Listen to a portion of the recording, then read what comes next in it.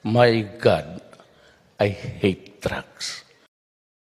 Arestado sa Cebu ang babaeng sangkot umano sa child pornography. Pero bukod sa malalaswang video, sinasaktan at tinotorture pa umano ng suspect ang mga biktima.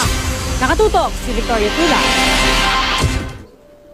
Panay ang takip na mukha ng 23 taong gulang na si Lizel Margallo nang iharap siya sa media matapos arestuhin sa Malapascua Island sa Cebu. 16 ang arrest warrant laban sa kanya sa Cagayan de Oro City dahil sa qualified trafficking, violence against children at iba pang kaso. Si Margallo ang umano'y dating ka-live-in ng Australianong si Peter Scully na inaresto noong Pebrero 2015 sa Bukidnon. Sila umano ang nasa likod sa paggawa ng child pornography na binebenta online. Papangakuan ang mga batang may hirap na pag-aaralin at bibigyan ng magandang buhay, yun pala, paghuhubarin at pipiliting gumawa ng kalaswaan sa harap ng kamera. Itinatali pa raw ang mga musmos, binubusalan at pinapaso. Meron daw biktimang 1.5 taong gulang pa lang. Minules siya, sinakal ng ilang ulit at pinaghampas ng sinturon habang nakabitin ng patiwarik. So eto yung mga bata na to, palaboy-laboy lang. Kinukumbinsi nila yung mga parents na ipa-adapt sa kanila yung mga bata. Sexually ina-abuse nila yung mga bata. Sinasaktan nila while videotaping, recording yung pang-aabuso sa bata. In accordance with the instructions ng mga clients nila from abroad, like from Brazil, Germany, US. Nakakulong si Scully sa Cagayan de Oro City. Doon din dadalhin si Margallo para harapin ang mga kaso laban sa kanya. Tumanggi siyang magbigay ng pahayag. Victoria Tulad, nakatutok, 24 oras. Hello po. Hi, Maharlikans. Actually, patulog na po ako. Marami lang kasi nagme-message sa akin regarding dito sa issue na to. Sa totoo lang po, nangihina ako. Nangihina ako na nakakaiyak. Nakakaiyak po yung napanood ko. Kanina napanood ko to nung morning. Tapos ngayon, pagdating ko, napag-usapan natin to kanina pero hindi natin masyadong tinutukan. Ang tungkol po dito sa tinawag na Savage Girl na nadampot po sa Cebu. Sa hindi po nakakaalam, yung babaeng ito, she is 23 years old. Ang pangalan po niya si Lizel Margallo Castanya. Okay, ito po yung may kaso may kaso na human trafficking at may live-in partner siya na Australian. Sa totoo lang po nabasa ko na ito eh. Ako po kasi ayoko masyadong nagpo-post ng mga karumal-dumal. Nakakarumal-dumal sa Facebook page natin. Kasi hindi po kinakaya, hindi kinakaya ng puso ko yung mga ganitong pangyayari. Ngayon ang question po natin, mga Pilipino, mga politiko, mga kababayan, kasi nga pinag-uusapan ngayon ang death penalty, okay, sa ating bayan. Pinag-uusapan natin ngayon, pinagtatalunan sa Senado. At ang sabi nga po ng isang bugok na peking vice president na si Robredo, bigyan daw po ng second chance ang mga kriminal. Alam nyo, sa totoo lang, naiiyak ako. Naiiyak po talaga kasi yung babaeng ito, 23 years old. Nasabi nga dun sa report na mukhang inosente pero nasikmura po ng babaeng ito yung ginawa dun sa mga baby, mga bata pa na umiyak. Alam mo, ini-imagine ko na kung yung batang yon isa sa mga kamag-anak ko, isa sa mga anak ko. Sobrang po talaga, sobrang nakakalungkot na may mga taong ganito. Sobrang nakakalungkot dahil may mga demonyong ganito na dahil sa pera, dahil sa pagiging ganid nila, nagagawa po nila to.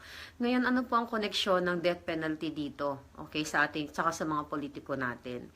Ito po mga pare dyan sa CBCP, mga politiko na umu-oppose dito sa death penalty. Okay? Na parang pinapaboran pa nila ang mga kriminal. Okay? Yung mga napapatay ng mga kriminal sa pagkikipaglaban ng gobyerno sa droga. Okay, yung mga maiingay na nasa mga kultong dilaw.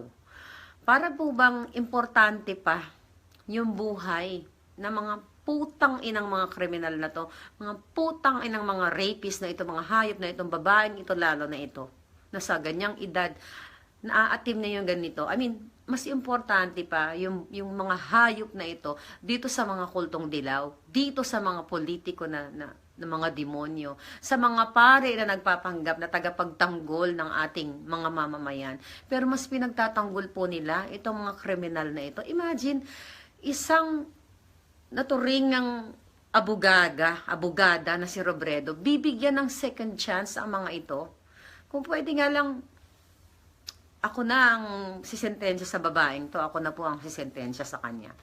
But, syempre, kaya po nakakalungkot dahil ang mga nasa gobyerno na dapat tagapagtanggol natin, sila pa mismo ang mga nagpoprotekta sa mga demonyo, katulad ng atong dilema, di ba? Na imbis na protektahan ang bayan, pero nagproliferate ang droga dahil sa kanila. Nakakaano po sa totoo lang nakakasira ng araw, nakakasira ng buhay itong ginagawa nila. Na ano po talaga ako nakahiga na ako actually. Nagninilay-nilay na lang ako. Tapos ang dami nagme-message sa akin na ganito, ma'am, i-topic nyo po ito tungkol dito, ganyan-ganyan. So hindi ko na po ipopost yung video na ito. Okay? Hindi ko na yung video na sinend sa akin, hindi ko po talaga kaya. At saka, kawawa yung mga bata po, yung mga hindi pa nakakamatood na binibitin na parang palaka. Tapos, nagkakaroon ng, basta, yung sexual act na yun na hayop lang po ang pwedeng gumawa nito. Hayop lang talaga.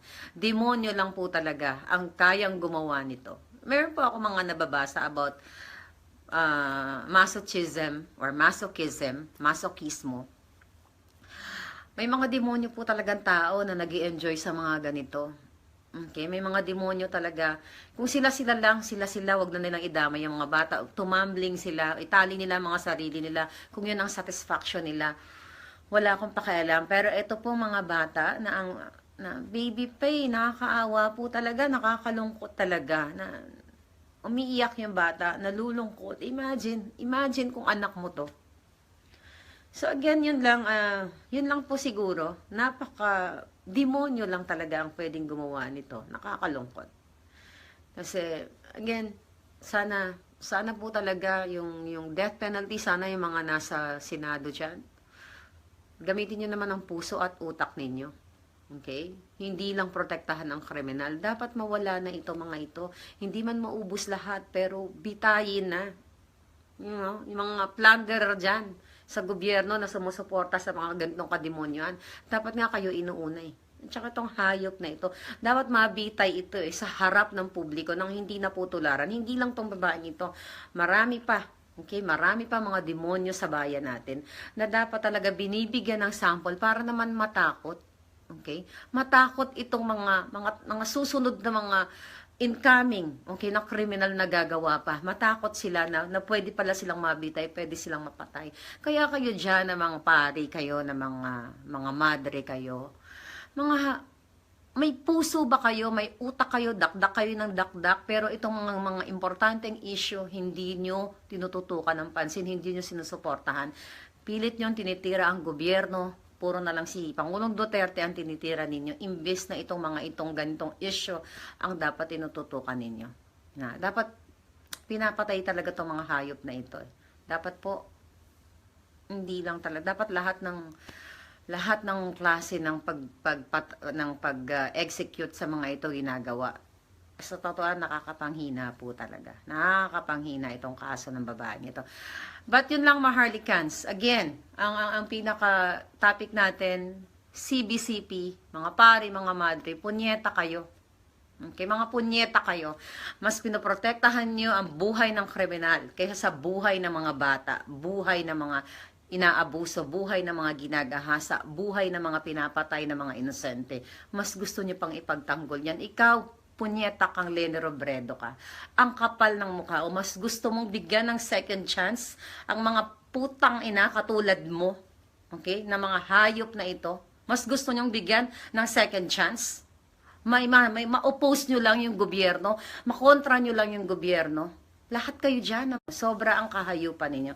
But again, Maharlikans, yun lang po. Hindi ko ipopost ang video ng sinend sa akin. Hindi kasi kaya talaga ng puso ko itong mga gantong video. Nakakalungkot po. Nakakalungkot. I mean, yun lang po. Sige po, laban tayo. Labanan natin ang mga demonyo sa ating bayan. Labanan natin dahil kung hindi po natin sila lalabanan, kawawa, okay, ang mga susunod na henerasyon, kawawa ang mga inaapi. So, yun lang po. Ang sama po ng feeling ko. Ang sama ng feeling ko doon sa mga videos na yun. Mabuhay po kayong lahat.